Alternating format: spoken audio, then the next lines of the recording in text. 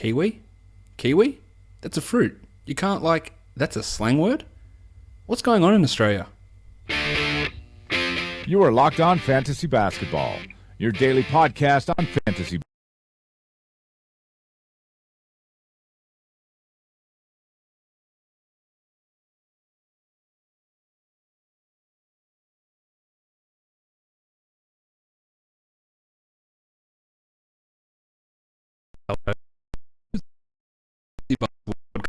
By Fantrax and Basketball Monster. My name is Josh Lloyd, and as always, you can find me on Twitter at redrock_bball. We're here to talk about all the action that went down on Wednesday. There were 10 games in the NBA. There was some pretty weird and wonderful fantasy performances as well. So then we're going to do that, and then we're going to look ahead to Thursday and preview the 4 games we've got coming up for Thursday. So let's get to it. All right, that is a very good idea. Also, today's Locked On Fantasy Basketball podcast is also brought to you by Aram Palamudian, who is today's Patreon sponsor. If you want to be a Patreon sponsor, head across to patreon.com/redrock_bball and support the show that way, and support the show by checking out our wonderful sponsors as well. The other sponsors who we've had on the show, SeatGeek and Lord Timepieces, by using that promo code LOFantasy. All right, let's get into these games. As I already touched, there is a lot to get to, as is always the case. Let's start with the monstrous line of the night. You should know who it is. It's Jimmy Butler. Big Jim had a pretty significant game in what turned out to be a horrible. Butler scored 40 points. He did that on 13 of 22 shooting. He was a perfect 10 of 10 from the line. He hit 4 threes, he had 4 rebounds and 3 assists. He had 3 steals as well, and he was 13 of 22 from the field. Butler's numbers, they did start to wane a little bit, but he's been remarkably consistent this year, just falling outside the first round range, the 13th ranked player this year. And we've seen over the last couple of months his assist numbers really rise as they're playing him as the point guard, which is what they should do. We're seeing Hoiberg muck around with his starting point guard and start Jaren Grant, but Grant and Rajon Rondo played like 25 minutes today combined. No other point guard. So the rest of the time, the other 23 minutes were handled by Butler and handled by Wade. So over the last 2 months, we're seeing Butler at 5.2 assists. He's at almost 6 assists over the last month. We're talking about a guy averaging 26, 7, and 6. These are great numbers. And my concern with him heading into this season was Rondo arriving and taking the ball out of his hands and reducing his assists, which did happen to begin the year, but that has obviously changed now that Rondo has been recognized by the people at the Bulls that he's not an NBA caliber starting point guard. Not sure why it took them so long to work that out, but that's where we are now. Butler's also shooting over the last couple of weeks ludicrously, 52% from the field, and he's at 85% from the line and 42% from 3. So that's obviously an unsustainable hot streak that he's not going to be able to sustain, hence the definition of the word unsustainable. So expect some of that to come back down. But otherwise, all the numbers are pretty impressive from Jim. I don't think there's many people that could argue with him having a fantastic season. Now, the waiver wire line of the night, this player is a player that plenty of you won't have ever heard of. Yep. He's so new in the league that I don't even have a photo of him to bring up the graphic on the YouTube videos. It is from the Miami Heat, Okaro White. Yes, Okaro White is your waiver wire line of the night, and he's also your young gun of the night for today. White played 27 minutes in a game that Hassan Whiteside was dealing with an injury, and Jimmy Johnson was battling foul trouble. White played 27 minutes, had 10 points and 7 rebounds, 2 triples, had a steal and had 4 blocks, and did that on 3 of 4 shooting. So fantastic production right across the box score for Okaro White. He's on a contract at the moment because the Heat have an injury exception. But when Joshie Richardson returns, they're not going to be in that spot. Now, you need to have 3 guys out for at least 3 games for that injury exception to be granted. So Bosch is one of them, and Justice Winslow is one of them. We know those 2. But when Richardson returns, somebody's going to lose their spot on this roster. Now, whether that's White or not, I don't know, but that's obviously a factor if you'd be considering owning him. Now, you shouldn't really be considering owning Okaro White unless you're in a 20-team league, but the Heat have this grand tradition of bringing people out of the D-League and then playing very well. Hassan Whiteside is one of them. Rodney Magruder, to a degree. Briante Weber is another player who thrived in their D-League system. They've had lots of players come through their D-League who have turned into very, very good NBA players. And White might be that guy, but he is a very good defender. And these block numbers, while they're a little bit fluky to have 4 of them here, his ability to play on-ball defense is something that has been impressive for him so far in his short 4-game NBA career. But as I said, I don't even know if we'll see him on a roster the rest of the way, because once Richardson returns, we're not going to see, we most likely won't see Okaro White remain on this team just because that roster spot goes away once Joshy returns. So just be aware of that, but a nice game from Okaro. Anyway, the dud of the night is Okaro's teammate, and it's Hassan Whiteside, who scored just 7 points and had 1 rebound. He had a block, he had an assist, he went 3 of 10 from the field and 1 of 2 from the line. It was a very strange performance until after the game, when interviewed, Hassan Whiteside said, I've got an ankle injury.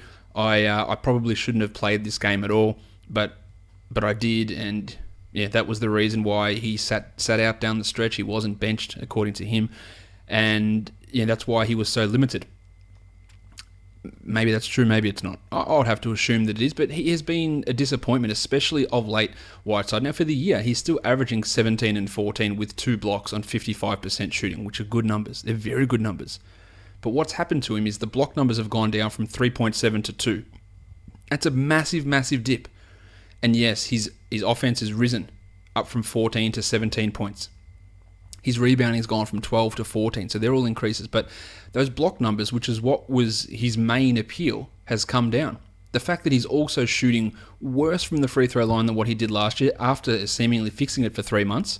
He's now a 55% shooter on 5 attempts, making him a punt free throw guy only, is contributing to his downfall. And over the last month, Whiteside is ranked outside the top 75.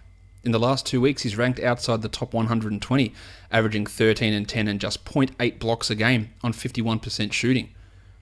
If you can buy Whiteside low, do it, but be aware you've got to be in a punt build. You've got to be in a punt free throw build. And again, a buy low is not throwing a top 20 player at Hassan because you think he can get back there. It's not a buy low. That's a risk. A buy low is throwing a top 70 player at him, a top 80 player at him, and seeing if his own will be frustrated. I guarantee you, his own will be frustrated because they didn't draft him assuming he was going to be a flat-out punt free throw guy, and they drafted him assuming he were getting 3 blocks a game. And neither of those things are happening. And that's where the frustration comes in. So you might be able to acquire him for a low price, assuming it fits your team. Don't make a move that actually makes your team worse, which is that's something that could happen if you acquire Whiteside and you're not ready to deal with the free throw percentage hit. That could happen, but he is at a very much the bottom of where his value can be. And he's really struggling. Let's hope this ankle injury is not a severe thing. And that's another reason, if you're going to go low, go very low, because maybe this is an ankle injury that ends up being something that's more severe and he has to miss 3-4 weeks, and that pushes you into fantasy playoff territory, and you don't have the guy you just traded for. So all that stuff is things, or they are things that you need to pay attention to when you're having a look at trying to execute a buy low trade. Alright, now for some reason my computer is moving exceptionally slow, so for the people watching on the video and on YouTube, things will look weird, things will look potentially out of sync, so I do apologise for the choppiness. I can't work out what's going on. Brand new computer, but everything's just all of a sudden slowed to a crawl. But that's I guess that's the wonders of technology at times. Let's move on now and talk about these games now in more detail. The first game we're going to have a look at, the Cleveland Cavaliers, the Sacramento Kings. The Kings traveled to Cleveland, and they took on the Cavs, and they not only took them on, but they took them to overtime, and they beat them. I'll talk about the Cavs in a sec. Let's start with the Kings. You're working out this point guard scenario. It's not easy. In fact, it's pretty much impossible. Darren Collison played 36 minutes in this one after playing 26 in the last game. He had 23 points with 5 assists and 2 steals. The constant theme is Collison is getting more minutes than Lawson. Some days it's 2 more minutes. Today, it was 20 more minutes. And that's where the difficulty lies in trying to value these guys. I think Collison is fine to own as a 12-team league guy, but as I've mentioned plenty of times, I reckon if you own him, he's your 13th worst player, or your 13th best player, so your worst player in most cases. And Lawson can have some 12-team league value, but he's a little bit harder to add because he needs great performances to keep him going, whereas Collison, in those extra minutes, can maybe subsist on below-average type performances. But that's where we are with him. It was a huge performance from him in this game, but I just don't get the chopping and changing. But the Kings won, so who am I to judge that? 38 minutes for Garrett Temple. Big night from him, 12 and 4 with 2 assists and 4 steals.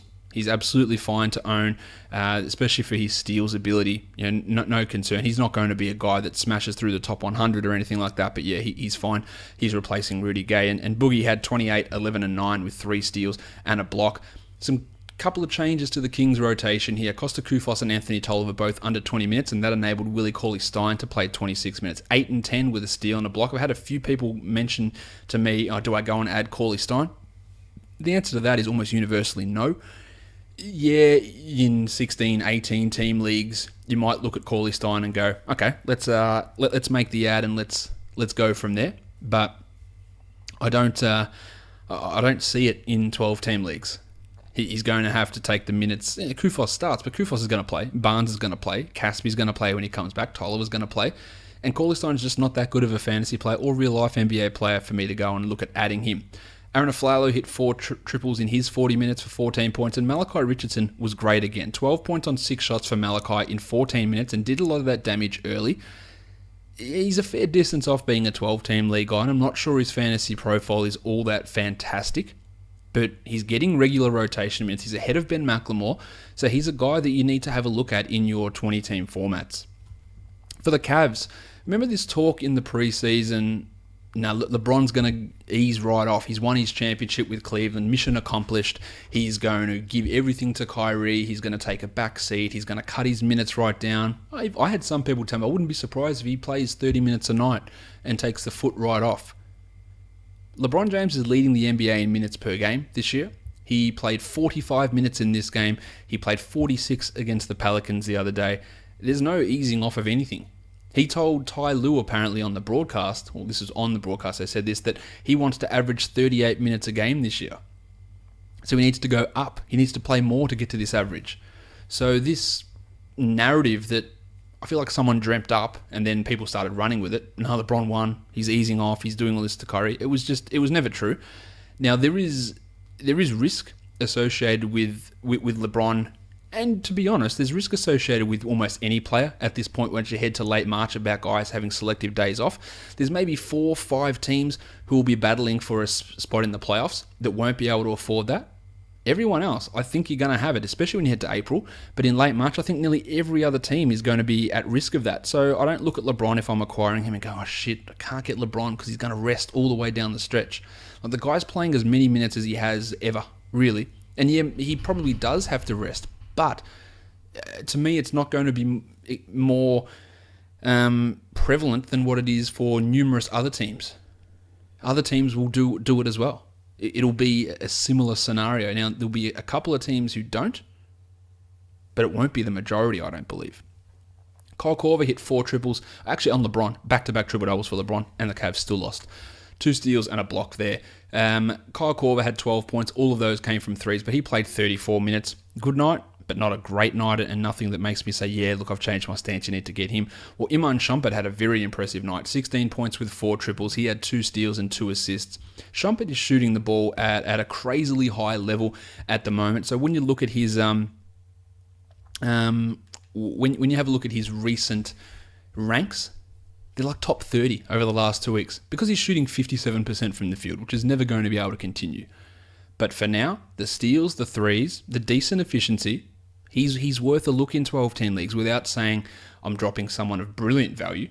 But Shumpert should be looked at because since he's moved into the starting lineup, he has played fantastically, and DeAndre Liggins played 1 minute, which is fair enough because DeAndre Liggins, not that good. Kyrie had 20 points with 6 assists, and Kevin Love had 21 and 16 with 4 triples and 5 assists in his 39 minutes. So big numbers for the Cavs. Still couldn't get the victory against the Sacramento Kings. The Miami Heat and the Brooklyn Nets, a huge comeback from the Heat in this one, fueled once again by Dion Waiters hitting last-second three-pointers. 24 points for Dion in 36 minutes, 2 triples, 5 rebounds, 8 assists, another huge line. But like I spoke about with Shumpert, Waiters is shooting the lights out at the moment. And that's not who he is. He's not a shooter. He's not a guy that can do that.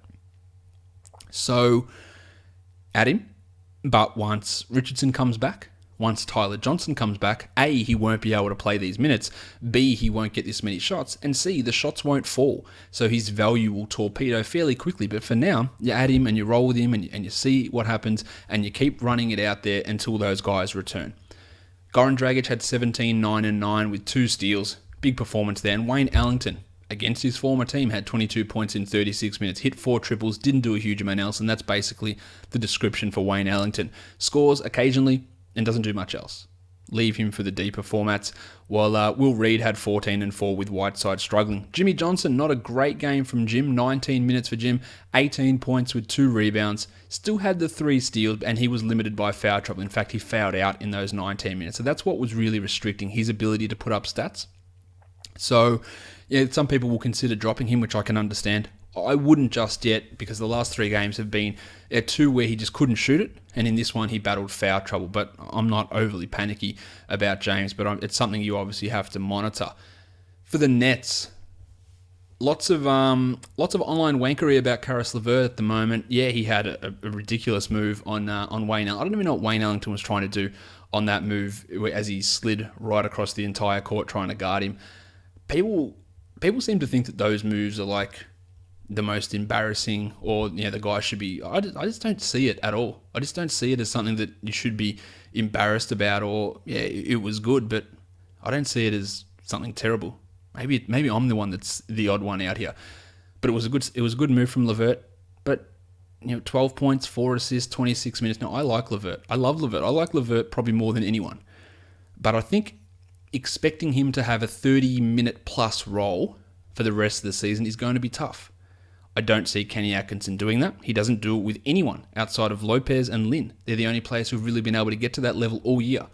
LeVert's playing well. He's going to have a consistent mid-20s role, but I don't think a mid-20s role for LeVert is enough to make him an absolute must-own, must-start 12-team league sort of a player. I just don't see him being that guy in that scenario. Love what he can do, and by all means, if you want to take a risk on someone, you do it.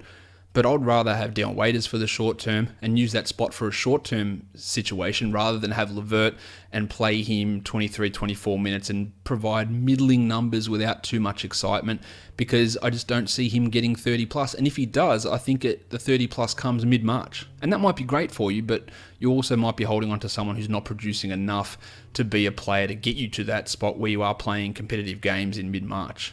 Now, I'm just trying to preach some caution, because you know how much I like LeVert. You know how good I think he can be. It's all about situation, though, and how will he get enough minutes to be that guy, and that's the tough one. Rondé Hollis-Jefferson had 8 and 5 with 2 blocks in his 24 minutes. The same thing that I just said for Karis can be thrown in there for Rondé as well. While Bojan Bogdanovic had a very nice night, 17, 5 and 2 with 2 steals. Great streamer. Not a good guy to continually hold. Spencer Dinwiddie, 33 minutes. He got the minutes there at the point guard spot, while Isaiah Whitehead, who was great in the last game, he played just 15 and went 2 and 3. Now, big night from Dinwiddie, 10, 5 and 4. Not big. That's big from him, 10, 5 and 4. He is more just a deeper league guy. I do believe he's the better player out of him and Whitehead, but they're not touching standard league value. While Randy Foy continues to be horrible. 2 points in 28 minutes for Foy. He did start, and he has started the last 2 games. But man, he is terrible. The hope I guess you've got with LeVert is that Atkinson just goes, man, Randy Foy should have retired 3 years ago, and LeVert takes his minutes, but that's not happening at the moment. Foy's turned in 2 absolute stinkers, and LeVert still can't get the 30 minutes, and it's nothing to do with the way he plays. To me, it's more just to do with the way that he wants to run his rotation and use his roster, I guess. Trevor Booker, 24 minutes, 7 and 6. I don't believe Trevor Booker is a must-own player any longer because of these minutes that Atkinson is running these guys. Houston and Boston. The Celtics get a big victory here. This was a very weird game with some questionable officiating, some blood being spilt on the court. Just a very weird NBA game. Jimmy Harden, 36 and 12, a steal, a block, 2 triples. Wasn't efficient, but still had 16 of 19 from the line, and it was 6 of 18 from the field, which is obviously not good, but the other numbers are great. Well, Ryan Anderson got hot for 19 points on just 8 shots in his 36 minutes, and that's what that's what he does. He gets hot, he hits shots, and then on other days he doesn't. With Eric Gordon a late scratch due to back tightness and Nene out with resting, we saw the rotation tightened. Sam Decker got most of, or nearly all of Eric Gordon's minutes. He played 29 and had 15 and 4 with a 1-1. You know I'm a big Decker fan.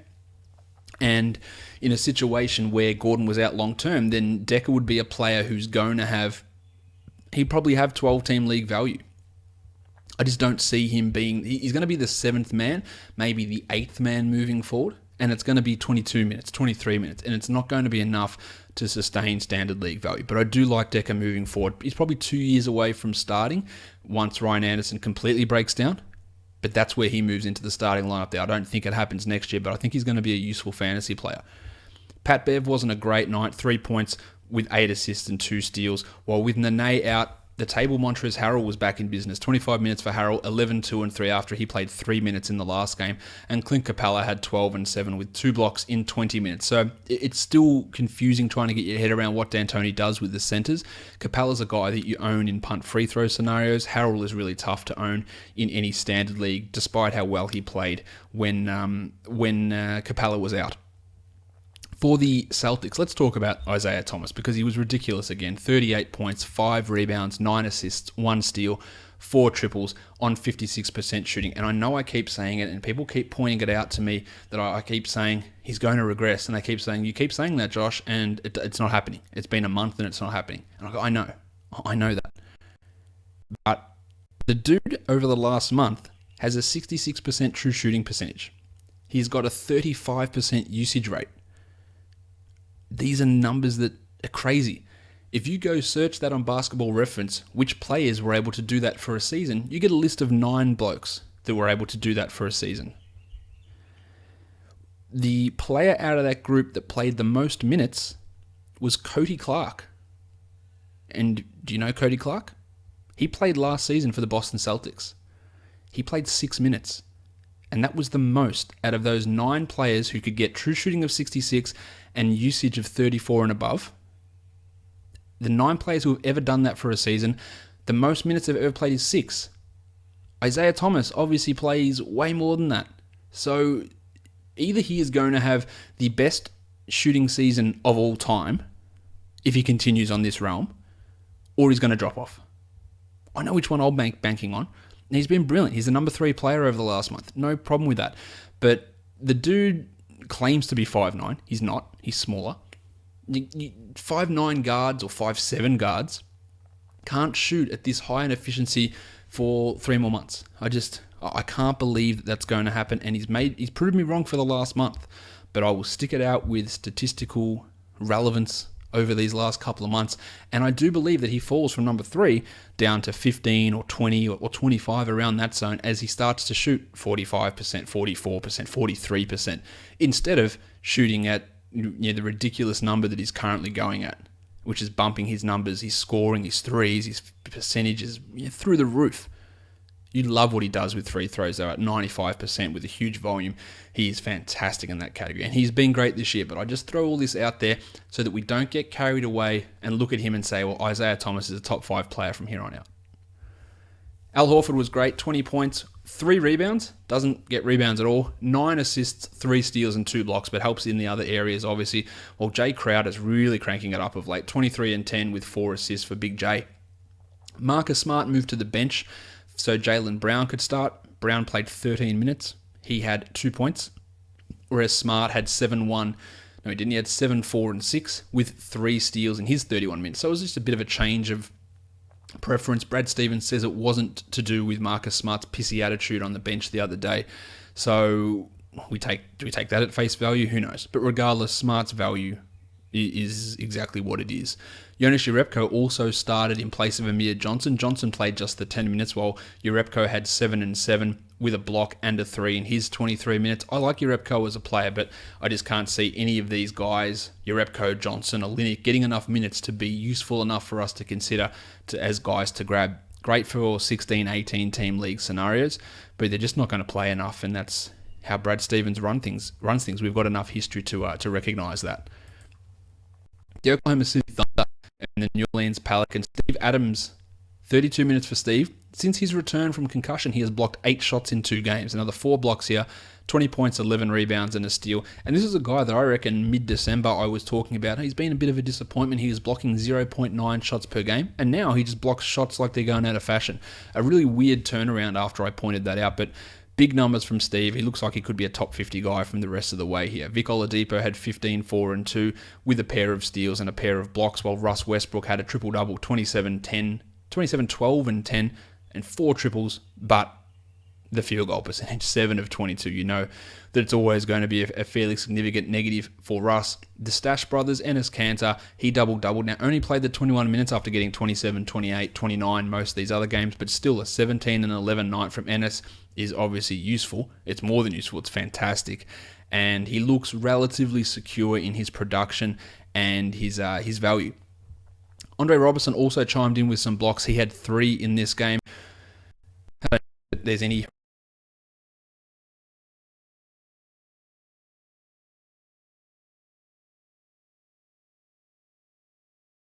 before going down with thigh bruise injury again, got in the thigh and was down. There's a number of different theories. A number of different things to say about Davis. I'm not going to get too much into it. You know, I'm not going to call him soft.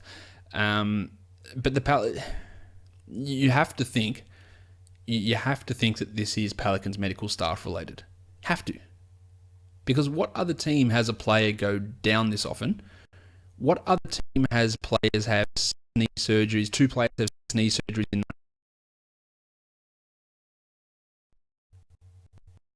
Is it all just bad luck?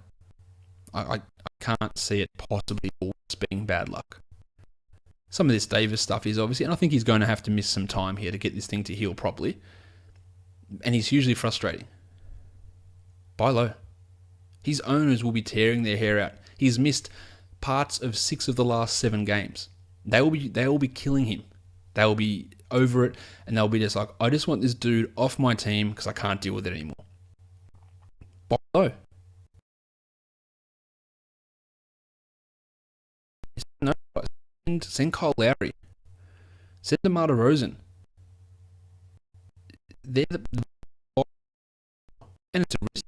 Yeah.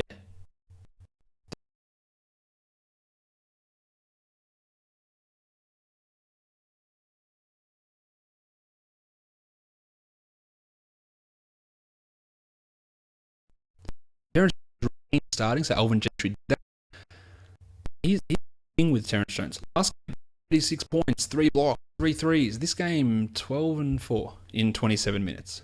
And this is why he's a confusing player. You've got to own him now, because if he's going to remain starting, and B, if well, didn't even give you an A, but A, if he remains starting, which it looks like, and B, if Davis is out, then he's going to be able to put up top 100 numbers most likely.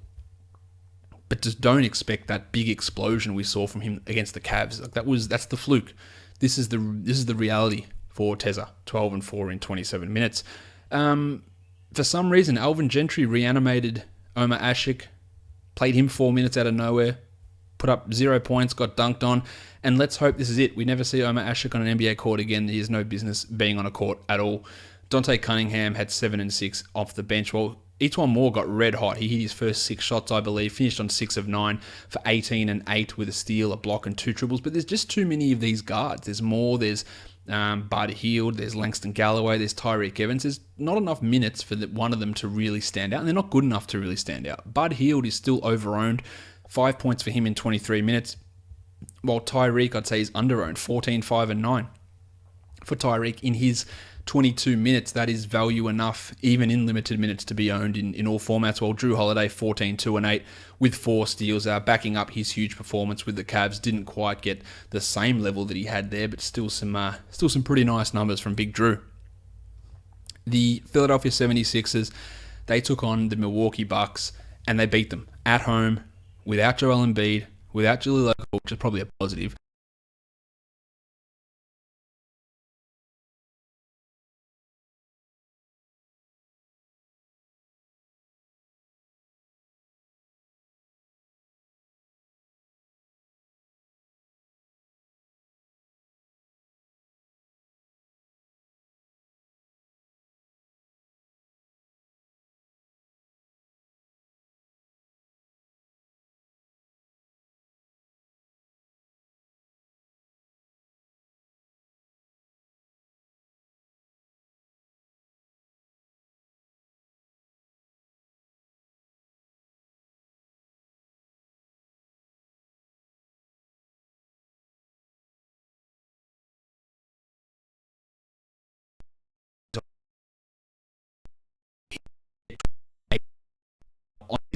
Embiid is out and not play the 20-minute backup role to Okafor. I don't know that Brett Brown will do that, but that would be the common sense thing, considering one is good and one is not.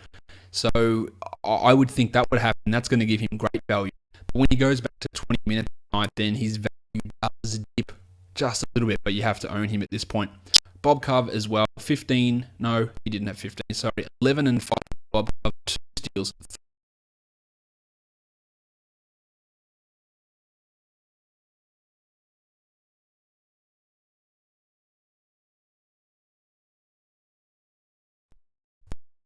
Getting done also 9 and 20 minutes. You know, like for the Bucks, who can figure this?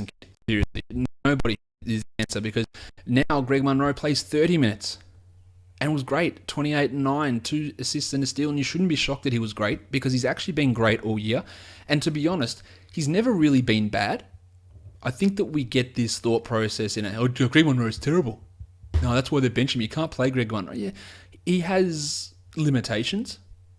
He's never been terrible. I think we were fooled into believing, or some people were fooled into believing, that he was terrible because he started getting benched and playing 25 minutes a night, when that was a coaching thing. That wasn't that his form necessitated that, or that the form of the player behind him was playing well and better than that, because that just doesn't happen in Milwaukee, because these other centers are terrible. Monroe was huge, yes, 28 and 9. That's a big night. Yanni, 17.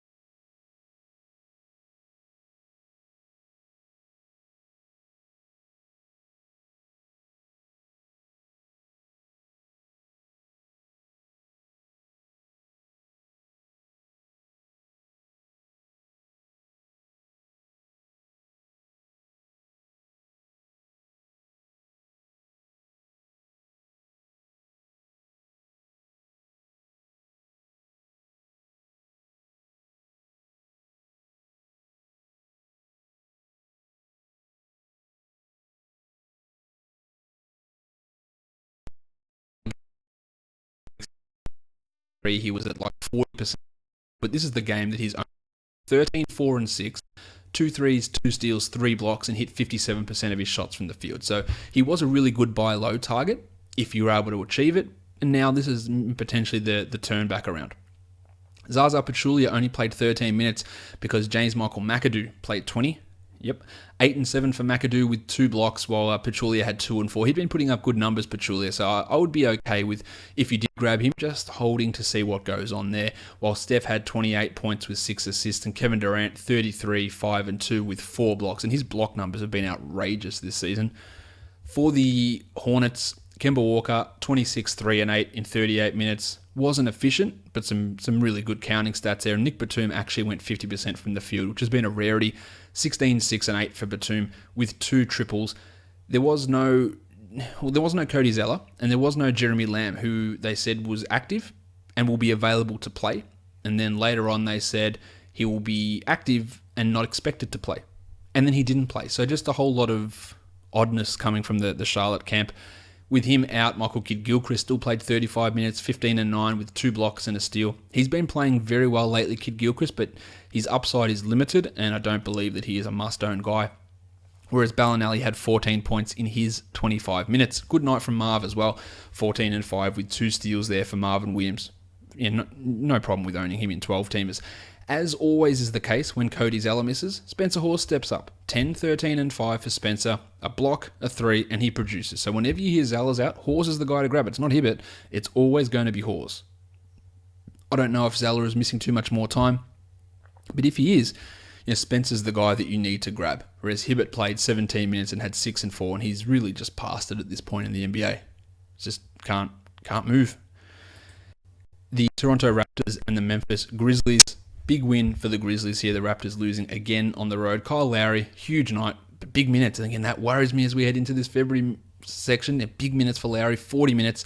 No DeMar DeRozan, 29, 4 and 8. But he did it efficiently. He was 52% from the field. A steal and a block with 4 triples. But I am really worried about Kyle. You're well aware that I'm worried about him.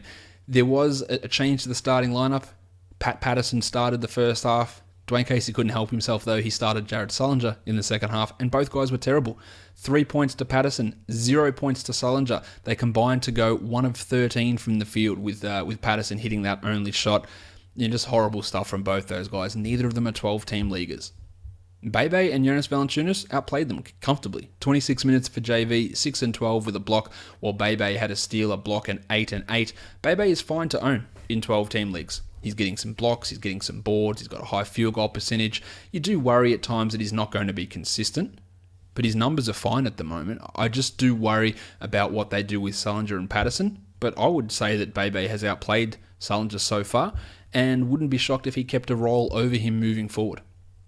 Norm Powell started again in DeMar DeRozan's place, 21 points, 5 rebounds in those 33 minutes. Norm Powell remains good. Will he remain in a big enough role to matter? No, he won't, because he'll go back to the bench and he'll play 10 minutes a night while Damari Carroll struggles out there. Now, Carroll didn't struggle in this one, to be fair to him. 22 minutes, 11 and 6 with 2 steals, while Terry Ross did struggle. 6 points on 9 shots for Tezza. I think that Powell is a better player than both Carroll and Ross, but that's just my opinion. And I do like him as a really good dynasty stash player or a dynasty guy to hold, but really going to find it tough for him to be a 12-team league player when DeRozan's back at the end of this week. For Memphis, Marc Gasol was almost literally on fire to begin the game. 42 points he ended with in 38 minutes, had 5 triples, 7 rebounds, 1 steal, 2 blocks, and his return to form this year has been quite incredible after a broken foot, and not only a broken foot, but a significant decline in his play before the broken foot. So he has been ridiculous.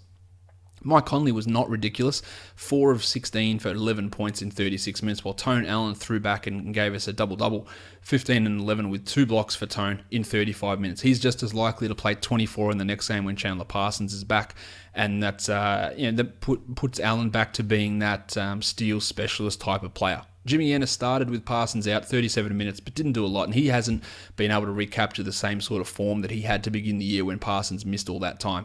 6 and 6 for Jim in those 37 minutes. Not much else. Actually, that's not true. Zebo started in place of JaMychal Green, who was out with a knee problem. 38 minutes for Zebo, 16 and 8. Good numbers from Zebo. I don't think that he's a 12-team must-own guy, unless Green happens to be out for an extended period of time, which we don't expect that to be the case at this point.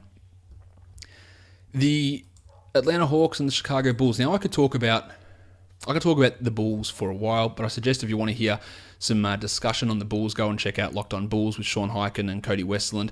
They'll have some pretty in-depth information, because you can't not be frustrated. Dwayne Wade is frustrated. He won't be back with his team. I'm predicting at this point next season. He's pissed.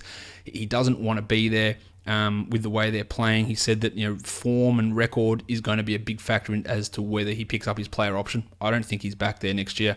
Jimmy Butler, there's a propensity at the moment for NBA players to just be dropping F-bombs in media conferences all over the place, and Butler did that today, calling his teammates. I swear on this podcast, I don't drop the F-bomb, though, just in case there are some kids listening.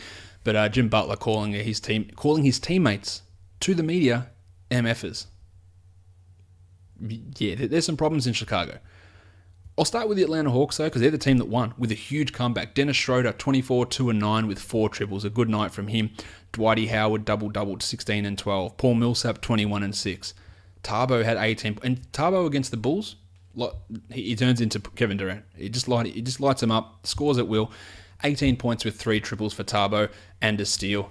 He is putting up numbers that are almost top 100 this year on the back of his steal numbers. So to me, he's a Tony Allen. He's a steal streamer. I wouldn't be holding him in all standard leagues by any stretch. Big Timmy Hardaway night as well, 17 points with 5 assists in 33 minutes. But we've seen the way that he fluctuates. He's up and he's down. He'll have a huge game. He'll have a stinker. That's what he does. That suits more a 14-teamer, but he's okay in certain 12-team situations. Kent Bazemore. Big game. 16, 6 and 7 from Kent. 2 triples, 1 steal, 3 blocks. This is filling the box score. This is the definition of filling the box score.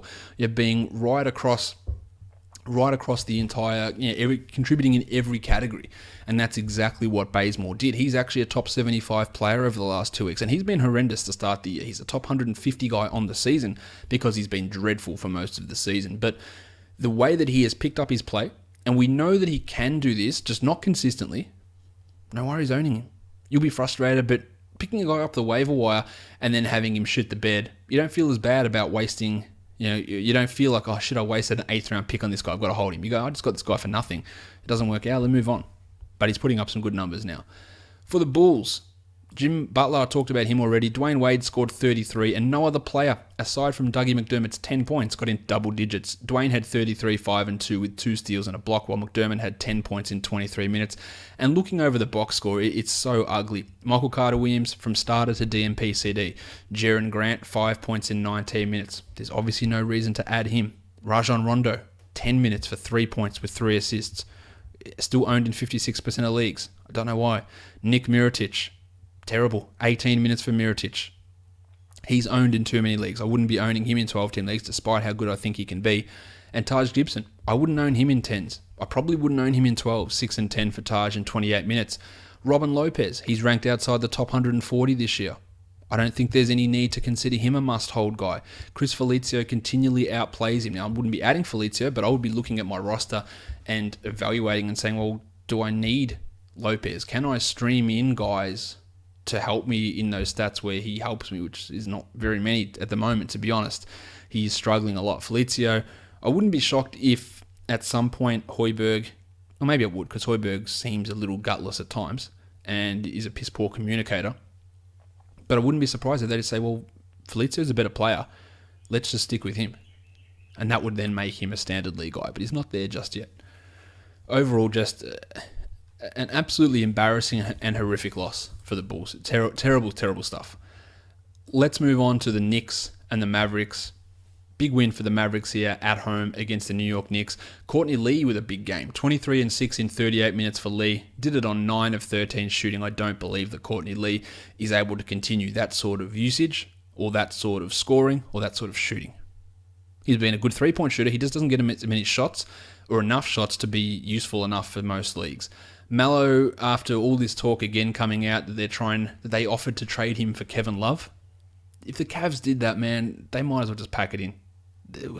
Not even pack it in. Just say, look, LeBron's in charge of everything. That's all they'd need to do, because that would be a ridiculous trade. As for Melo, huge performance, 30 and 8, 3 assists in 39 minutes. So he bounced back.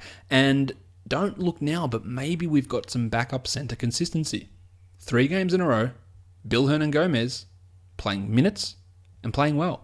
And in fact, not only playing minutes, but playing the most minutes of any center on this team. Hernangomez played 24 minutes and had 8 and 16 with 3 steals. Joakim Noah, who was dreadful, 3 and 8 in 19 minutes, and Koch, 0 points in 6 minutes. So if Hernangomez is getting the most minutes and he's playing 24 a night, add him. No problem. Now, at this point, I would rather grab Bill Hernangomez and drop Robin Lopez and see what happens. You're not losing much if Hernangomez doesn't work out, or if Hornacek goes back to the stupidity of having the centre who plays well off the bench be a DMP CD, which he's done for 3 months. If he goes back to that stupidity, you go, oh, fine, I lost out on Robin Lopez. Big deal. The guy's ranked 147th. It's not a big deal. But Hernangomez is trending up, and Noah is legitimately terrible. Justin Holiday went from playing big minutes to scoring 0 points in 19 here, so there's no way of being able to trust a lot of what Hornacek does. We're just sort of hoping, I guess, with Bill. Kristaps Porzingis. 23 minutes for Kristaps. Ridiculously early fouls. You did him in this one. 13 and 8 and a block is not bad, but this is buy low time again for Porzingis. I talk about it with Davis, but this is very buy low. And that's not a complete sentence, but this is go low and go hard. And because his owner will be thinking he's a skinny European. His owner will be thinking, is it the Achilles? His owner will be thinking, falsely, shut down. He's just not going to play the rest of the year. That's what his owner will be thinking. Take him. Take him for a top 70 guy. He is struggling. I've got no doubt about that. But take him. Interestingly, that if this had happened to Porzingis last year, which it did to a degree, but that was more Rambus-induced, if this happened, it would be called a rookie wall. But if it happens in his second year, doesn't count. That's another narrative that just irritates me no end. Mindaugas Kuzminskas, 2 points in his 12 minutes. For the Mavs, Dirk gave you 3 blocks, so cherish those. 19 points in 25 minutes for Dirk, while Darren Williams suffered a sprained toe. He had 7 and 7 in the 16 minutes that he played. He's already going to miss Thursday's game, so Seth Curry is an obvious must-own guy now.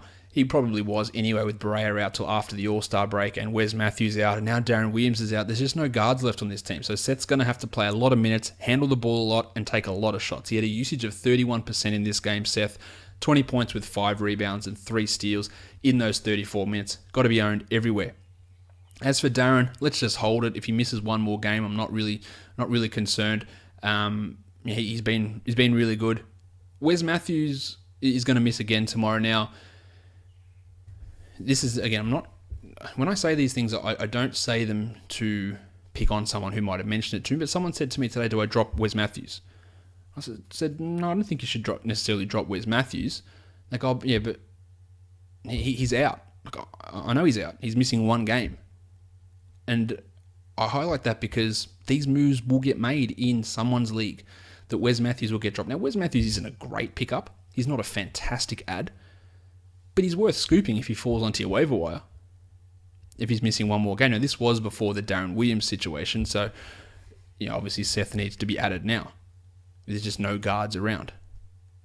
But that's just to highlight that sometimes some weird players might appear on your waiver wire.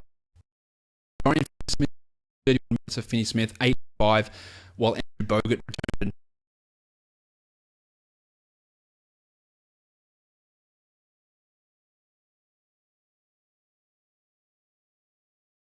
I reckon 2 weeks' time he'll have enough value to be someone that could be owned. Pierre Jackson started the second half in place of Darren Williams. 24 minutes for Pierre, 4, 3, and 3. Just great to see him getting an opportunity. He's going to have a great opportunity on Thursday. But that's not a good output. 2 of 8 shooting for 4 points in 24 minutes. With only 4 games on Thursday, getting someone who's going to be in a big role can be useful and can absolutely be worth having that. Whoever I missed out on, I didn't grab Bilhan and Gomez. Let's see what Pierre can do.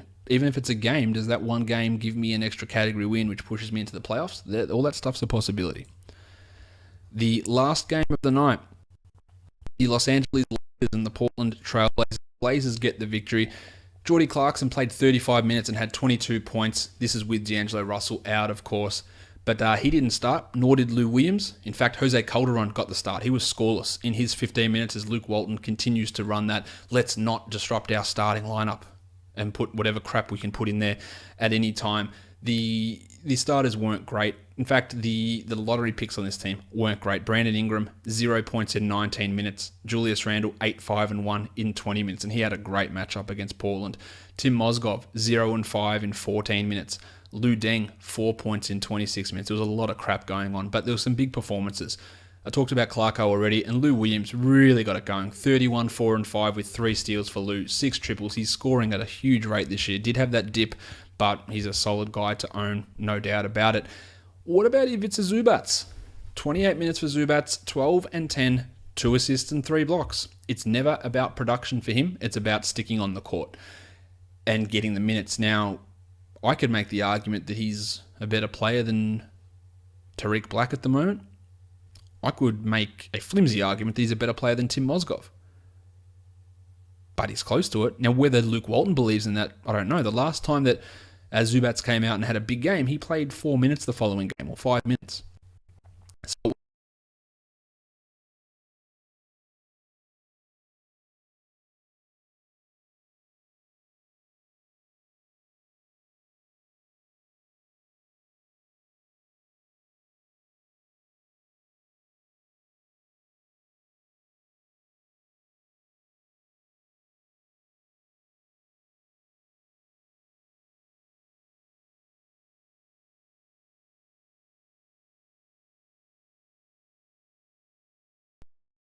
it's not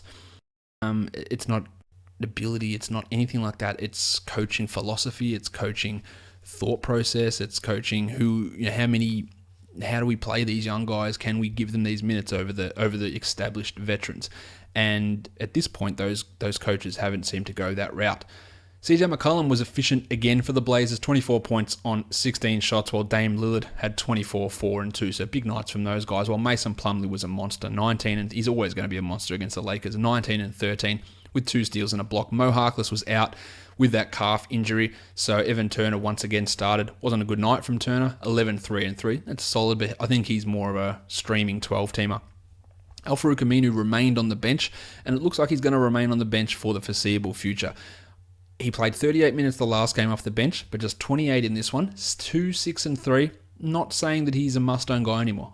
If he's going to play these, and that's 2 out of the 3 games where he's played limited minutes off the bench, and you have to say that, okay, well, maybe that's going to be the pattern going forward.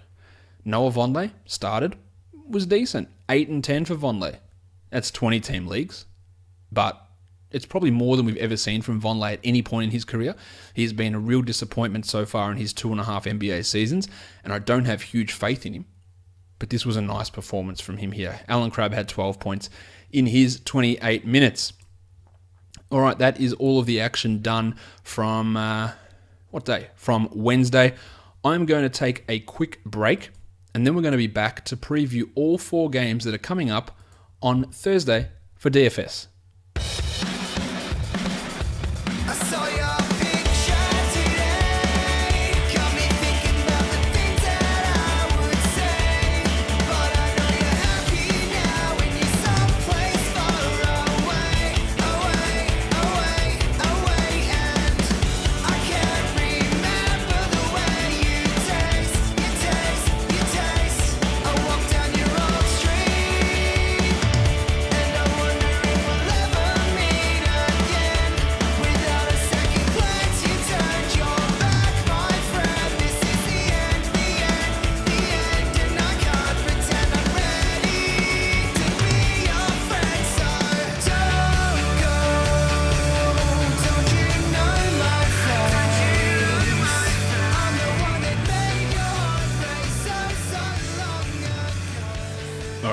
We're back. Let's talk perfect DFS lineups. And the scores were huge in DFS today.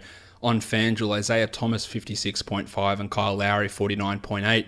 Dion Waiters had 40 and Lou Williams had 48.3. At small forward, Jay Crowder 42, Kent Bazemore 40.7. Power forward, Kevin Love 45.7. Nerlens Noel 34.6. And Marcus Gasol wrapped it up with 57.4 for a total of 415, and that cost $59,700.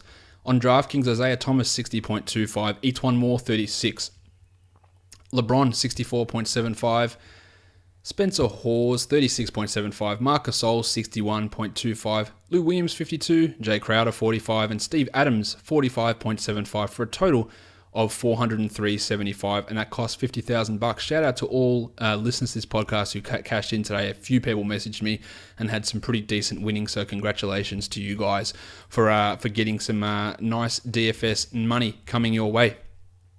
Let's move on to the first game of the night. Again, there are 4 games on, and there's a little bit of value to be had in some of these games. That's not the game. That's the one. The Dallas Mavericks and the Oklahoma City Thunder.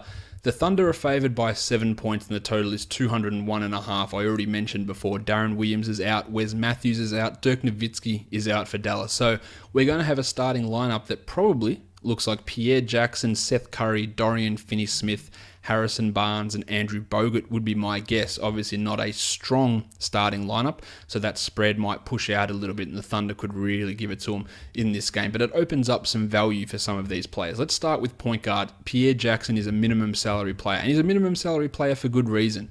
He played 24 minutes today and had 12 points. But with their starting 1 and 2 out, and then JJ Barea out, it's going to be hard for him not to see 30 minutes. He saw 24 minutes today, basically playing the entire second half.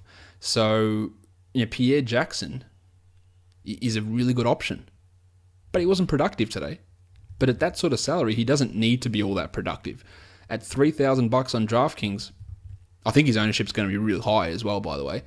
But in cash, putting him in there is fine. But you might then fill a lineup out and see it that you've got 5,000 left over, 2,000 left over, then don't stick with Jackson in that case. Then you upgrade him. Even though his value and his ratio looks brilliant, If you've got leftover cash, you upgrade it. It doesn't matter when you get down to that last player left and you've got this cash left over. Ratio 6x, 5x doesn't matter at that point. It all comes down to bulk numbers. And that's the way you should look at it. The other point guard is obviously Russell Westbrook. So we go from one end of the spectrum to the other. $3,000 Pierre Jackson, minimum salary Pierre Jackson, to Russ Westbrook, who's at $12,700 on FanDuel. He's at $12,600 over on DraftKings. Yeah, pairing those two together might work in your favor. You're going to be able to fit them in. So you put Russ and Jackson together. That's $15,000 for your two starting point guards. That's not a bad price. And both of them, we know Russ, he needs a lot to get that value back, but that's why you put in these guys who could potentially give you 7, 8x worth of value, which is Jackson's one of those players. And you can find some cheap options in other spots in this game as well, which will enable you to fit Russ in. But I think Russ is going to be a player that's going to be sitting in quite a few lineups on this 4-game Thursday slate. Seth Curry is another one of those players that you should lock in. He's at 4,100. He had 32 points today. No reason that he shouldn't be in there. And again, putting him in there enables you to get Russ Westbrook in. He's at 4,500 at DraftKings, but that's not too high for me to care. Really, he needs to be in basically every lineup, especially every cash lineup. You might want to differentiate in GPPs, but really going to be hard to go past Seth. He's going to be loaded up everywhere. Vic Oladipo at 5,700. He's been consistently beating that value. At 30 points today, he's averaging 31 over the last 3. Yes, the matchup against the Mavericks has been known to be a pain in the ass, but I think at that price he is absolutely fine to get in there. 5,300 on DraftKings, no worries. I think there's a good reason to stack this game. It might not seem appealing on the surface, and it's actually got the lowest spread, but the value that's opened up with a lot of these guys is going to work out well. So it's a weird one to try and stack. Like you could consider Phoenix Denver a stack, which you should, because it's at 229. But the value that's opened up in this Thunder Dallas one is going to be it's going to be quite useful for getting your lineups set and getting them profitable. Alex Abrines, he played some minutes today, scored 15 points. I don't think we need to care too much about him. Dorian Finney-Smith is a minimum salary player as well on both sites, 3,500 and 3,000. He had 17 points with DraftKings scoring today, 16 with FanDuel, which is almost, that 17 on DraftKings is great at $3,000. On FanDuel, I'm not 100% in, but again, you want to get these big name guys in. Here's another player you can put in, and don't expect too many points, but if he has one of those nights, and he's had a couple this year where he goes off and starts scoring, and someone's going to have to, then get 25, 26 out of Finney-Smith, and at $3,000, that's some good value. You could theoretically have Curry, Jackson, Finney-Smith, and spend nothing. What do you spend? 6,000, 10,500 on those 3 players. And that could be a very nice start to a lineup. So that's why I think attacking this game can be useful. The pencil Harrison Barnes at 6,200. I don't really think he is a good option. That's just a little bit expensive. He's been good, but not great. And 6,000 on DraftKings is fine. I think there are better plays, but I think that's not a bad price considering it has come down recently. Andre Robertson's not really doing it for me. And Justin Anderson at 3,700. He had another nice game today, Justin. He's playing much better at the moment. And again, there are minutes opening up here on the wing that Justin can take advantage of. So he is a guy that maybe you want to pivot off Pierre, maybe you want to pivot off Seth, and maybe Justin Anderson's ownership won't be as high. He could get you 25 points, no problem. He had 27 the other day. He could easily do it. He had 27 the other day, he had 23 today. So we're talking about average of 25 over his last 2 games at 3,700 with more opportunities opening up for Justin Anderson. And I do think that he's a better player than Pierre Jackson and a better player than Dorian Finney-Smith, that he could easily fill that role and be a useful guy. At power forward, Dwight Powell, no Dirk. So can Dwight Powell step up? Of course he can. He's at 3,700, another cheap option that's available. It's actually a good matchup here for Dwight Powell. He's at 3,100 on DraftKings, which is even better. Now, he didn't do much today. He put up 6 points in 10 minutes, but Dirk played. And Dirk's not going to play in this one. And this is not necessarily a case where other times that Dirk's missed, okay, it's just exclusively Harrison Barnes at the 4, because that meant that you were playing lots of Wes Matthews. Well, you don't have that ability now. So Barnes might have to play down a little bit more because there's no Matthews, there's no Williams, there's no Berea. Barnes is not going to be able to spend all of his time necessarily at the 4. That's another way the Mavericks could go. Push Barnes down to the 3, get Powell in at the 4, and if they're not happy with what Pierre Jackson's offering or Justin Anderson's offering or Finney Smith's offering, then that opens up those minutes for Dwight Powell. So I think he's more of a tournament play to me, because I do think they probably lean towards Barnes at the 4 and run these guards, Devin Harris as well in that mix, Justin Anderson, Finney Smith, Curry, Pierre Jackson at the 1, 2, 3. But Powell is obviously an option, and Andrew Bogut's not going to play huge minutes, and Salah Mejri was a DMP CD today, so we could see Powell taking some of those backup centre minutes as well. The problem is that he'd have to take on Enes Kanter and Steve Adams, which is a problem. Now, Mejri's a big man who can take on those guys. Powell is not quite as robust, and that one might make it a little bit difficult for him. Domantas Sabonis, he had a decent game today, but it's really, really tough to consider using him. Enes Kanter dropped another 32 today. 6,200 for Enes makes him not a great option to me, to be honest. But on DraftKings at 5,500, I love it. That's got 30 points written all over it, and at 5,500, that's doing exactly what you need to do. So love him on DraftKings. FanDuel, not as much of a fan. Andy Bogut is at 3,700. He had a 15-point comeback today, which is a nice number. And at 3,700, there aren't really any good cheap centers on the board at all. So if you want to go cheap at center, which is probably not the best idea, again, the guards have really got the cheap value happening on this slate. But if you want to go cheap at center, Bogut's going to be the one that you go for. He's at 33 on DraftKings as well, and he can very easily get to 20 points. You get 7 rebounds, 4 assists, scores 6 points, have 3 blocks. He can do that, and it's not a stretch to think that. Steve Adams at 5,500 should really have a dominant performance. He had 44 points today. You don't need anywhere near that to return value at 5,500, so love it. 5,000 on DraftKings, again, great value on Steve Adams, and lots of good value in this game. And if you're just concentrating on Vegas spreads and totals, maybe you miss all the value that opens up in this one. But I guess that's what I'm here to do, to try and point some stuff out that might not necessarily, on first glance, appear to be a common sense scenario. Let's move on to the next game. We're going to talk about the Indiana Pacers. They are taking on the Minnesota Timberwolves. The Wolves are favored here by 3, and the total is 212. Now, we've got injuries to guards in Indiana to pay attention to. Aaron Brooks is questionable with a sore knee. He missed the last game. Monte Ellis is questionable with a sprained ankle. He hurt it in the last game. And Rod Stuckey is questionable with a sore left hamstring. I don't know when the last time Stuckey played was. It feels like it was forever ago. So there's 3 guards that might not play. And that opens up things for Mighty Joe Young, opens up more minutes for Little Dog Glenn Robinson III. CJ Miles gets some extra run. Jeff Teague has to play some extra minutes. My name is Jeff. So you might see George Niang even get some extra playing time. That's how deep they're going to have to go if all 3 of these guys happen to be out. Let's talk point guards, though. Rick Rubio is at 6,900. Giggity. Is that worth looking at? Yeah, I don't think it's a bad price for Rubio. I prefer him on DraftKings, where he's at 6,800 and he gets that double bonus.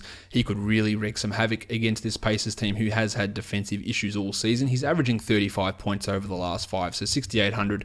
It's expensive, but again, I feel good about Rubio, and I feel good about getting guaranteed production out of him at the moment. So putting him with some of these cheaper guys, might work out. Even a Rubio Westbrook backcourt and put Seth and put Finney Smith or put Justin Anderson in the other spots and work it out that way. As for Teague, he's at 7,500 on FanDuel. That's an expensive price. He's been struggling recently the last couple, but I don't think that's a terrible option to use Jeff Teague here. I think that he's in use. He's at 72 on DraftKings. I think that he could get back and he can score 35 or so points here relatively comfortably. So I'm aboard getting Jeff Teague in. Not the best play, but still an okay one. Shooting guard, Zach LaVine at 6,100 has been poor. There's no doubt about that. 6,200 on DraftKings, poor. But a breakout is coming. This matchup is a great one. So in your GPPs, I love LaVine in GPPs. Love the spot for him. Love the fact that he's burnt a lot of people, so people will be off him. I think that this is an opportunity for him to go off. And I think I said that last time, but I'm going to keep thinking he's a GPP guy until I get some sort of proof that all of a sudden he's not a good player anymore, despite the last 12 months of action that tells me the opposite. So that's why I'll go back on him and expect him to have a bit of a bounce back performance. At small forward, there's some value here, definitely. CJ Miles, who started the last game and played 34 minutes, he's a minimum salary player. A starter at minimum salary who could potentially be without 3 backcourt mates, you have to look at it. Now, he wasn't great. 19 points is not great. But at 3,500, it is actually fine. And then if the shot actually falls and he has to take some more offense on his back, then he gets 25. He gets 26 points. And that's very easily, it's smashing your value. So CJ Miles is another good option. On DraftKings, he's not quite as good because he's at 3,700. But he's a guy that can go out there and drain 9 triples in a game. He can do that. And the 3-point bonus really suits him over there. So like him over there, no problem. Shabazz Muhammad, consistent minutes, consistent production. He's at 3,800. He's averaging 20 over the last 3. He's getting minutes at the backup 4. He's getting minutes at the backup 3. He's scoring a lot, and it's working for him, and it's working for the Wolves. He's not a high-price guy. I don't think he's got necessarily a high ceiling, but he's a nice, cheap wing guy to even lock in a cash game and go, I'm getting 22 here. I'm paying less than 4,000. Everyone should be pretty happy with that total outcome. Paulie George at 7,700. Really repaid some faith in the last game at 4,300. Now, the matchup here is a bit of a negative for him taking on the Wolves, but I've got no issue with using Paul George there. Now, on DraftKings at 7,900, I'm not quite as interested in him there. I still think there's value, and I'd look at him as a GPP, but I'm okay using Paul George on FanDuel, potentially for cash, depending on how the rest of my lineup shakes out, because I feel pretty good about getting at least 35 out of him, which if you're getting 8x, 9x at the other areas, and you've got all this cash left over, then you're going to have to consider using him. As for Wigo, he is less trustworthy than George. He had a nice game against Phoenix where he had the game winner, 45 points in that one. He's at 7,600. So we're talking about the same price between Paul George and Andrew Wiggins. I know which one I would prefer, and that is obviously George. And that's on FanDuel pricing, obviously. Wiggins is fine as a GPP guy, but I wouldn't care otherwise. On DraftKings, Wigo comes in at $7,900 less than Paul George. So that makes, if I'm choosing between those two, then Wiggins is the guy that I want to look at there. I still don't feel confident about deploying him in cash games. I'd feel better about it, but I don't feel confident. But he becomes a great GPP guy with the ability to easily smash through 40 at $7,000.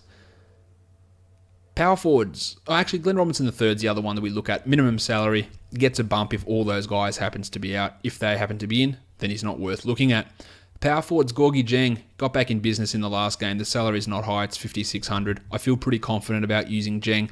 He's at 55 on DraftKings. Same story there. It's a positive matchup for him. Hopefully they don't limit him and play him 25, but we've seen this a couple of times that he plays 25 minutes for 3 straight, and then he goes and plays 35 minutes for 5 straight. So I'm hoping it's just the beginning of one of those stretches, and after the good game he had last one, I think Thibodeau has a little bit more faith that he can do that. The matchup helps, no problem, with Gorgie Dieng here. Thad Young getting a ton of steals, not doing a huge amount else. He's at 5,600 and he is averaging 29 points over the last 5. So that's good. It's not great, but it's good. And he's fine to use. I just don't find him exciting. I'm not rushing to lock him in a lineup. I would put him in if I went shit, or which other direction do I go? But aside from that, it just doesn't get me really riled up at all. At center, Karl Towns, 10,600. Disappointing in the last game, just the 36 points, but he's averaging 52 over the last 3. No issue with using Karl Towns. I think he's a great play on DraftKings at 9,900. That's fantastic, and he should be looking at 50 plus over there. Not quite as into him over on FanDuel at 10,600. But it's still a fine play in this matchup. As for Miles Turner, he's at 6,800. Good game for Miles in the last one, 3,700. No problem with using Miles Turner here either. He hasn't been quite as prolific as he was earlier in the season, averaging just 30 over the last 5. And I would probably restrict him to a GPP option, but he can easily drop a 50. And that would be great return at a sub 7,000 price tag, which is where he currently is. All right, let's move to the next game now. I feel like I'm watching myself on the video here. I feel like I'm like on delay from some sort of foreign war zone. It looks that choppy and delayed. I hope it's not that bad for you guys that are watching. I just don't know what the go is. Denver is favored by 6.5, and the total is a massive 229, and that's awesome. Yeah, it really is. Now, Emmanuel Mudiay is considered doubtful, so we don't expect him to play. So it's going to be Jameer Nelson and Jamal Murray picking up the slack. Dragon, Bender, and Jared Dudley are both listed as probable. Bender was listed as available to play in the last game and didn't, so I wouldn't be getting too hyped about seeing Bender come in and play big minutes or anything along those lines. Let's talk point guards here. Jameer Nelson has the value, 3,900, dropped 29 in the last game. You feel pretty good about him getting 30 minutes in. Now, whether he puts in the big performance or the poor one that he did the game before, I don't know. But I feel pretty good about saying Jameer Nelson's going to get me over 20. I feel pretty good about that. So he is a very good cheap point guard. Again, there's just a number of cheap guards available on this slate of games, and Jameer is one of those. So I do really think that he's definitely worth looking at. Over on DraftKings, he's at 4,500. So it's not as great on DraftKings, and he's not as much of a let's lock this guy in and go from there, because he has had a $500 price rise, and that puts him into just a little bit more riskier territory. Eric Bledsoe is at 9,700. Seems a lot. And Bledsoe only had 27 in the last game, but the dude's averaging 47 across the last 5. And now he gets Denver, which is a huge positive matchup. And again, with so much cheap value out there, you're just going to be looking for people who should be able to get you big numbers and can fill up some of that salary cap. And that's exactly what Bledsoe is to me. I do like him here. He's at 9,200 on DraftKings. If I don't want to go Westbrook, which I think you should in a vacuum, I say that Bledsoe is the better value play in terms of expected return versus cost. But in terms of how the overall slate plays out, Westbrook is probably going to be the guy that you want in, because you're going to have so many other close to minimum salary players that you're going to be able to afford Russ. And he gets you 55 as opposed to 45, even though the value might not quite be exactly the same. But I still do really like Bledsoe here. He's at 9,200 over on DraftKings. Jamal Murray had a good game the other day, then a poor one. He's at 3,700, absolutely a GPP guy. Upside there. We don't know if it'll be him or Nelson that gets the big run. We think Nelson, but it could be Murray, and that makes him the GPP guy. Gaz Harris was poor in that second game back from the injury, just the 14 points in 27 minutes, but his salary is low enough to consider going there again. 4,800 on both sides for Gary Harris. And he should be able to get you 25 points-ish in this matchup, I think. Brandon Knight is an interesting one. Now, the minutes are coming back up for Knight. He's averaging 22 over the last 3 and 17 points on FanDuel. And at 3,700, that doesn't sound spectacular. But on DraftKings, he's at 3,300. You get 17 points at 3,300, it's actually fine. And then you can have a game where we know that randomly Brandon Knight will have a game where Earl Watson will say, okay, you're playing 28 tonight, go and take every shot available, hit them, and come out with 25 and get 30 FanDuel points or DraftKings points. He can do that. So that makes him a great GPP option. Now, I wouldn't want to play him with Bledsoe. I wouldn't want to play him with Booker, to be honest. But he can do that. And at that price, he's absolutely in the GPP pool, especially on DraftKings. As for Devin Booker at 7,200, I feel like he is a more rock-solid-ish type of play.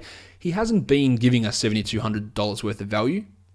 FanDuel has bumped that price up because of this day that's coming ahead here, where he's going to be in demand, because the numbers recently haven't been worthy of 7,200. He's averaging just 30 over the last 5. But again, on a day where values opened up, a low-volume slate, Booker should be getting us 30 points, and we should be feeling fairly confident in this very positive matchup for him. Farton Will Barton, 5,000. I can't really see a rationale behind doing that. TJ Warren at 4,000. He's giving us nothing. He's playing minutes, but he's giving us literally nothing, averaging under 10 points in 27 minutes. Forget that. Wilson Chandler at 5,100. I don't feel confident about spending that sort of salary on Wilson. And the Rooster at 5,800, Danilo Gallinari. He's priced at 55 on DraftKings, so I like that a little bit better, but I don't feel totally confident with rostering Gallinari. PJ Tucker, he's putting up good numbers. 4,500 for Tucker on FanDuel. 4,400 on DraftKings. On FanDuel in the last 3 games, he's averaging 28 points. You know the minutes are going to be there for PJ because Earl Watson loves him. So do you get 25 out of him? I don't see why you would feel unconfident of that happening in a good matchup. So PJ is a fine option. Again, there's just so many of these cheap wings that you can use, and he obviously falls into that category. Power forwards. Ken Fareed, 5,000. Too risky. Can't Can't rely upon him at all. Marquise Chris at 3,600. Yeah, you could take a punt on that, but there's much better punt options. Now on DraftKings, Chris at 3,100 is more appealing as a GPP upside player, but again, still not very reliable as a guy in that spot. Darrell Arthur's an interesting one. He's at 3,900 on FanDuel. Had a massive game in the last one. Put up 29 points. That was huge. 3,900. No reason not to consider him. He's averaging 21 over the last 5, so that's great. DraftKings, he's at 3,000. That is brilliant. And I would feel no issue with putting Darrell Arthur at 3,000, even in a cash lineup. Again, get that points, get 21 points, and then see how the rest of my lineup can shake out. But there is so many cheap options on this slate that you're going to have. I think Stars and Scrubs is going to absolutely have to be the way that you go for the majority of lineups. Speaking of stars, Nick Jokic is at 10,400. It's expensive, but you can easily play him. You can find the value in plenty of spots. 9,300 on DraftKings, forget it. That's lock it in. Absolutely lock it in. He dropped 55 in the last game. Jokic, he's averaging 50. 9,300 on DraftKings, not a concern. Watch him go out there and shit the bed, but he just doesn't seem to be that guy that shits the bed in any circumstance at this point. At center, Tyson Chandler's been killing it, but his salary is now up to 6,600. That's probably getting just a little bit expensive. And at 6,400 on DraftKings, I'm not sure I feel great about Tyson Chandler at that price. I think it takes away a lot of his upside, but it's still not a bad investment there. Alex Len's played big minutes the last couple of games, but that's because Bender's been out. So if Bender's ready to go, bite my shiny metal ass, then you'll see Len back potentially in single digits in minutes. All right, let's wrap this thing up now. Let's get to the last game of the night. It is the Los Angeles Lakers. They're taking on the Utah Jazz. Don't imagine that's going to go well for them. The Jazz are favored by 13.5. The total is 203.5, and good news for Rod Hood fans, because Rod Hood has been upgraded to questionable. We thought he might miss another couple of weeks, but he's upgraded to questionable, so he might be ready to go. So any value that Joe Ingles had, which was declining significantly, it's pretty much toast now. Let's start with the point guards. Georgie Hill's at 6,000. Now he gets to take on the Lakers. No issue with George Hill. 6,000 is not a high price. He can easily tear them apart and get 30 plus. So I do really like him. At 67 on DraftKings, I'm probably out on him over there at that excessive price. Geordie Clarkson at 48, a good game from Geordie, but this is not a good matchup for him. The Jazz is not a good scenario, so yeah, very hard to consider him outside of GPPs. And Clarko's at 4,700 on DraftKings, so the same story. There sits there. Jose Calderon started, but did nothing, so that doesn't change our opinion. Lou Williams is at 5,700. Now, he did have a monster today, 40 plus, but at 5,700, you're almost expecting him to get to 30. And that might be tough in a matchup against Utah. He is a guy that I would definitely look at as a GPP guy, but that's really it. Now on DraftKings at 5,200, I feel a lot better about it. The threes, he's got so much value from the three-pointers. We're talking a lower salary. I feel good about him on DraftKings at that price. I don't feel as good about him on FanDuel at that price, but I would still use him in GPPs. I wouldn't hate that. Rod Hood, I wouldn't want to use him in his first game back. And Uncle P, no. Alec Burks has been putting up good numbers. If Hood is out and Burks is available, well, Burks will play. He's at 3,800. I would use it. He's getting 20 points a game at the moment, 20 minutes a game. I would consider using him in a day where there's just tons of value. He could be that guy that not many people necessarily go for in a GPP and maybe gets you that extra 5 points that could potentially put you over the edge. So he is a name to consider. With what's the guy's name? With Hood potentially back, then Joe Ingles' appeal disappears. Gordie Hayward is at 8,000. If you're looking for some cash to spend, then you do it on Gordie Hayward. But with the matchup being as one-sided as it is, we might not see enough of Hayward to get that value back. It just depends on how you structure your lineup. On DraftKings, where he's at 7,300, it's much better. And he is due a big game. He hasn't put up a big one for a while. And this is obviously a great situation, but the blowout risk is something to be worried about. Luol Deng, no thanks. Brandon Ingram, no, that's 2 dreadful games in a row for Ingram. And obviously Joe Ingles, as I mentioned. Power forward Derek Favors at 4,700. He had 30 in the last game in 25 minutes. He takes on the Lakers. So even if he plays 26 minutes, 25 minutes, I'm not actually concerned that he won't meet value. So I do like him there. At 54 on DraftKings, I like him. I like him less, but I still do like him over on DraftKings at that salary. As for Julius Randle, Yeah, nah, sorry, Julius. 6,500 against the Jazz. Way too overpriced. You're really sucking at the moment. Not interested. 59 on DraftKings. Still no. It's still not a great scenario for him at all. But he has done well against the Jazz in the past. So I'll give him that. So I'd consider him a GPP on DraftKings. But that's realistically about it for Julius. Trey Lyles, Boris Diaw, Larry Nance. Hard to consider really any of them. If you want to go cheap at power forward, you could look at Boris Diaw as a punt guy. He is averaging 20 minutes over the last 3 games and had 22 points, so that's all right, but yeah, no real upside. Gobert at 8,300 has been disappointing, averaging 28 in the last 3 games, which at 8,000 is obviously not great. But I think against the Lakers, we saw Mason Plumlee do it today. Gobert could absolutely tear him apart. He's at 75 on DraftKings. No issue using him there at all. The Lakers centers, Tim Mozgov, Tariq Black, no. Ivica Zubac is the guy that you look at as a GPP player. He's at 3,500. He's coming off that big double-double he had today, but we saw that last time that when he came off a double-double, he played like 6 minutes. So he's a GPP option, but I put zero faith in it, I put zero trust, and I want zero cash game exposure to Ivica Zubac, despite me being probably the leader of the Ivica Zubac fan club. Let's now move on to the picks of the day and wrap this podcast up. On FanDuel, once my picks appear on the screen, Jameer Nelson, and this was done just before the Darren Williams is ruled out news for Thursday, so Pierre Jackson comes an option in all of these, and Seth Curry, if he's not listed, which I think he is in pretty much all of them, he's an option. He's an awesome option too. Jameer Nelson's at 39, Georgie Hill's at 6,000, and Eric Bledsoe's at 9,700. Actually, just a quick pause. Shout out to the people, and I've been messaged by numerous people, and I'm stunned, the people who listen to this podcast and take notes. You guys are fantastic. I'm actually humbled. And I'm always humbled that people listen to this podcast, but people who listen to this podcast and go back and take notes of it and then use it to win money for themselves, it makes me feel great. And you guys that are doing that, shout out to you guys, definitely. Shooting guard, Seth Curry, 4,100. Devin Booker, 72. At small forward, CJ Miles is at 35. Paul George is at 77. And Gordo Hayward's at 8,000. At power forward, Derek Favors, 47. Gorgie Jeng, 56. And Nick Jokic at 10-4. And at centre, Bogut's at 37, Steve Adams at 55, and Gobert at 83. On DraftKings, Brandon Knight, 33. Rick Rubio, 68, and Eric Bledsoe, 92. Seth Curry's at 45. Lou Williams is at 52. At small forward, CJ Miles, 3,700. Gordie Hayward, 73. And at power forward, Darrell Arthur, 3,000. Derek Favors, 54. And Karl Anthony Towns, 9,900.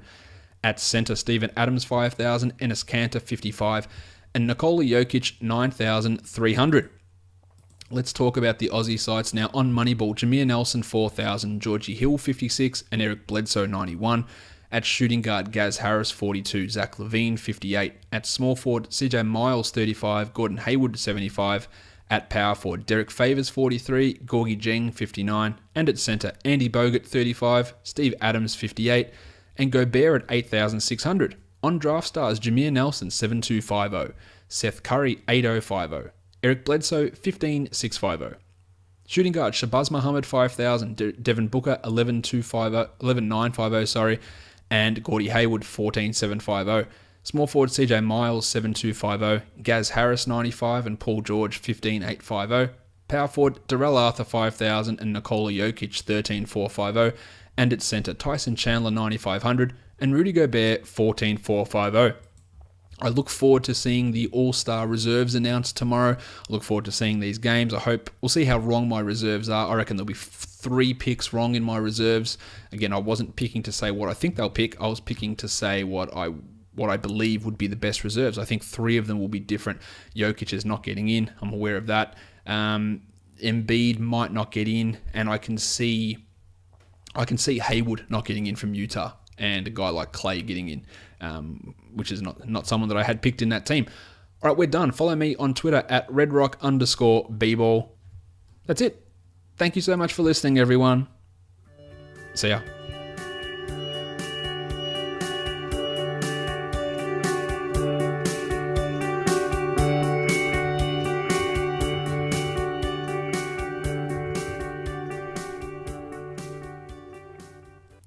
Michael Beasley.